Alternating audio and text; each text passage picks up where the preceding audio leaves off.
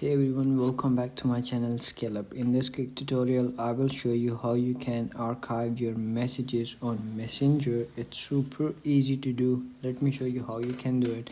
Open up your Messenger and then you will see your chat box open over here, or if you didn't log into your account, so you have to first log into your account with the Facebook account, or you can create your Messenger account as well. So for the course of the video, we have to archive the messages. So you can see over here four chats are over here. So I want to archive the group.